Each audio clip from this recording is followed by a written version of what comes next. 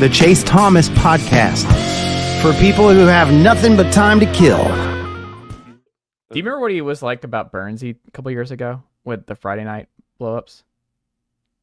Was there a turning point when he was talking about it where you were like, oh, he's going to the bullpen? Like, it's just at a point where it's just, there's no way around it. No, I don't remember, to be honest, exactly. Yeah. I would assume the other thing I would say there was that happened earlier, so it was more True. It was more closer in basketball season where I wasn't there every day. Yeah. So I don't remember an exact moment or anything like that. That'd be interesting to go back and read the transcripts of Tony at that point and like how much crossover there is.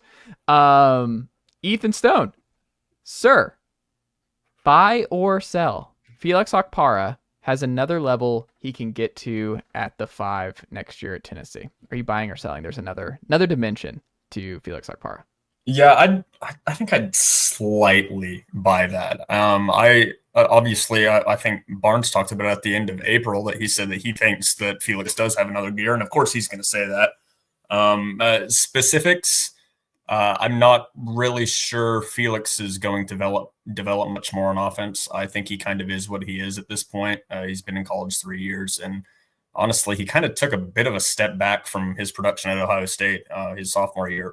From an offensive standpoint, from a defensive standpoint, he took it to another level. I think he probably is about at his ceiling. Maybe has a little bit left to go on the defensive end. I mean, he's already a really, really good player for that. And if he's the exact same player he was last season for Tennessee, I think that's going to be a positive for them. I think he has room to get better at rebounding in the paint. Obviously, I think there's a massive boon for him being in his second year in the SEC. The SEC is going to be just as good as it was last season. There's going to be a lot of big, heavy lineups from teams around the country, or from teams around the conference anyway. So in the transfer portal, that's kind of where it was hit the heaviest. A lot on the 4s, 5s, and then obviously a few wings as well. I think Felix has a little bit that he could gain in rebounding. I think he could probably get a little more efficient at the rim. He kind of struggled. Not struggle. I wouldn't even say that, because Felix did everything that he was kind of asked to do for the most part. I think there is some efficiency that can be upped just in SEC play specifically. He obviously, and it's not like I expected anything different, but once he gets into SEC play, obviously his field goal percentage went down from I think it was 60 at the end of the season to 57, 58. I don't have the exact numbers on that, but so obviously there's like in Big Ten play, his sophomore season, he was above 60% from the field. And, I'm not sure how much that'll help what that looks like game to game. Obviously, that's just a couple more points. And Tennessee's definitely going to have that covered there for the front court, obviously, that being the strength for Tennessee's roster next season. So I'm not really sure how much Barnes is going to ask him to do much more than what he did last season, which was be a massive presence around the rim on defense, catch the basketball and don't turn it over, and be a positive on the boards while rebounding. I do think he can get better. I think he will probably take a slight step. I don't think there's going to be anything major. I don't think he's going to be, all SEC or one of the best bigs in the SEC. He'll be, number 2, number 3, like he was last season. Well, I think too, he's got more pressure on him now, right? Like him and Zakai were a great pick and roll connection. Like they had a lot of natural chemistry.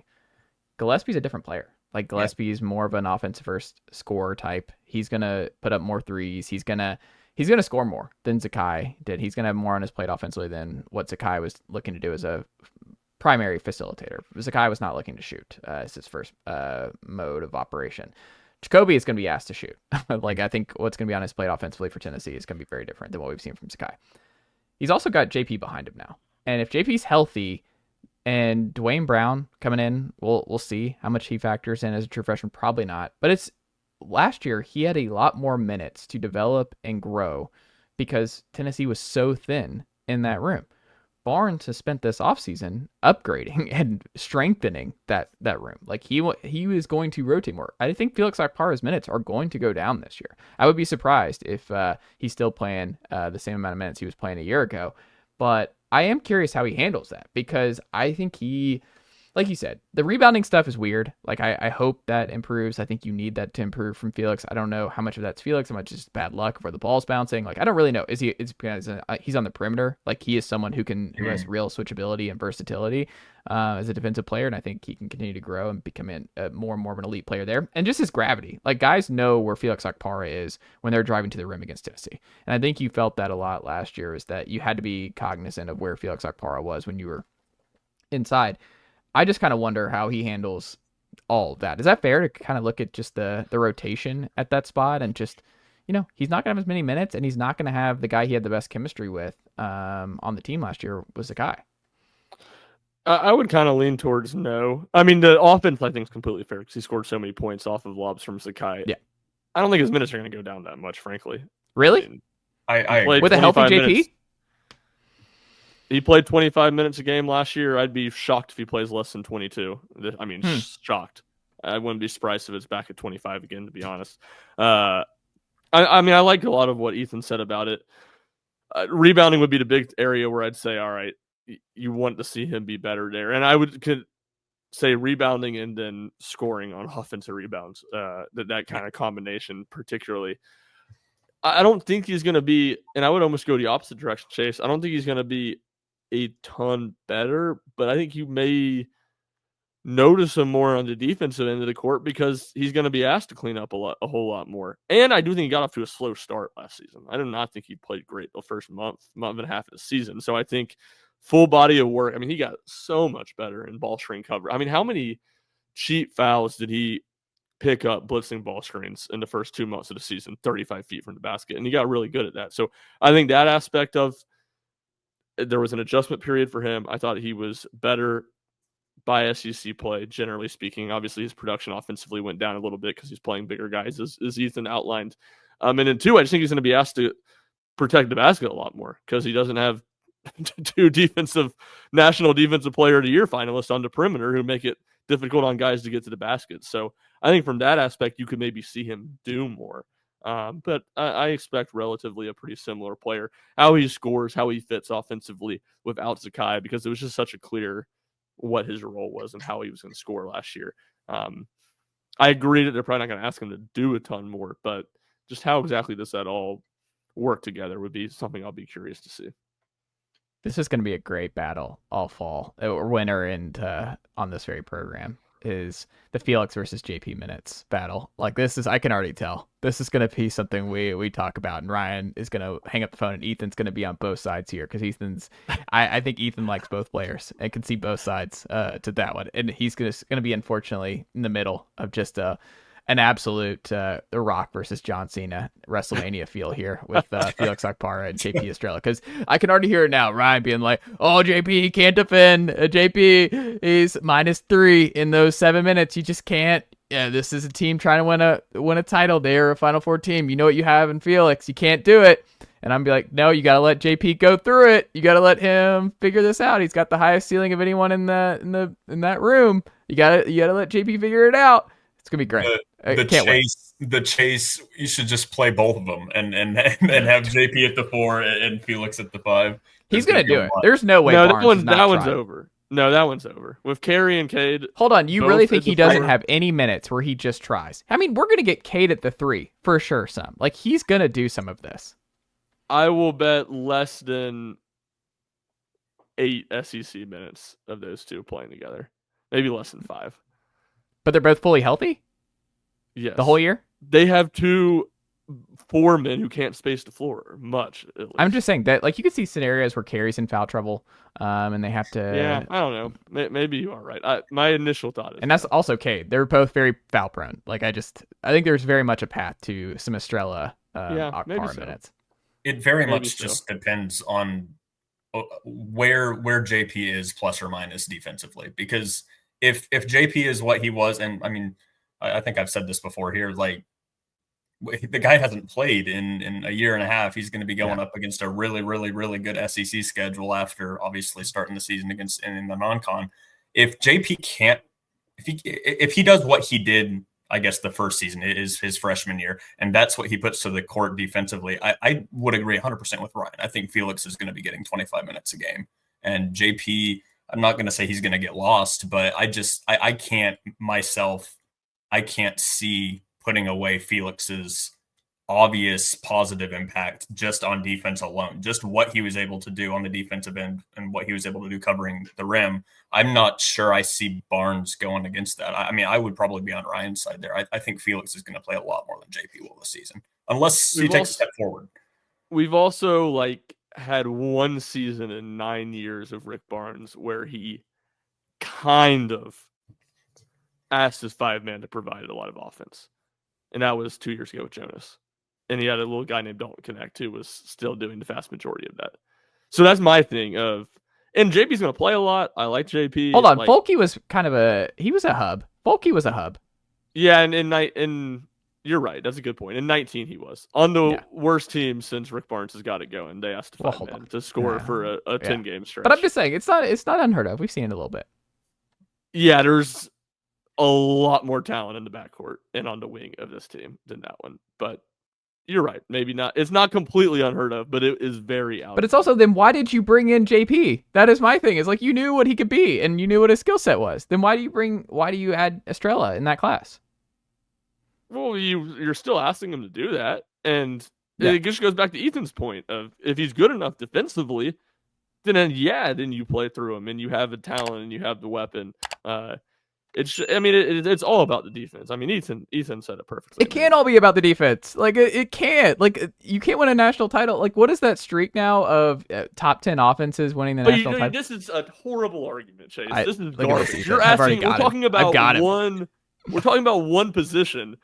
I am saying he has elite upside at the college basketball level. I know when you were Ethan, do you remember when JP Estrella was going one-on-one against Zach Edey in the Purdue game and Ryan was up at the snack bar getting some M&Ms and some Dr. Peppers, and we were like, Ryan's missing JP having a moment here, and I'm like, I don't know what he's doing, but he's missing a big time JP Estrella moment, and that has forever changed how Ryan views JP Estrella, because he missed all of that. He missed Edey versus Estrella.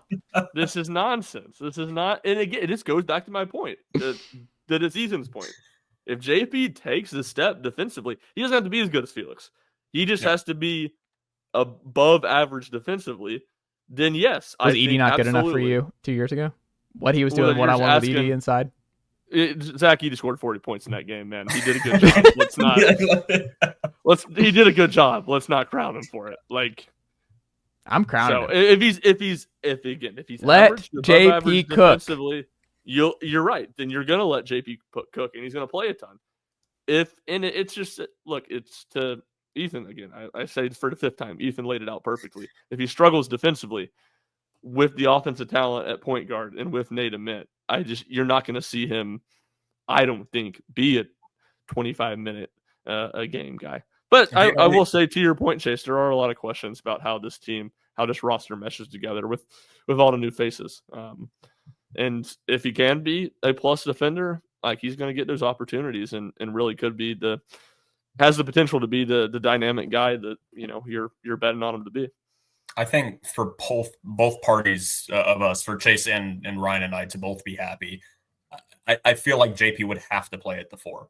I just don't, if he doesn't take that step that I've said, and I just don't see that happening. I would think that Carey or Phillips would give you enough positive on the offensive end that he wouldn't feel like JP would have to go at the 4. And I mean, that would be interesting. I think I would actually agree with you, Chase. I think he should give it a try. Barnes should just see what happens. I think there's a lot of upside there if JP is as well offensively as we would hope he would be.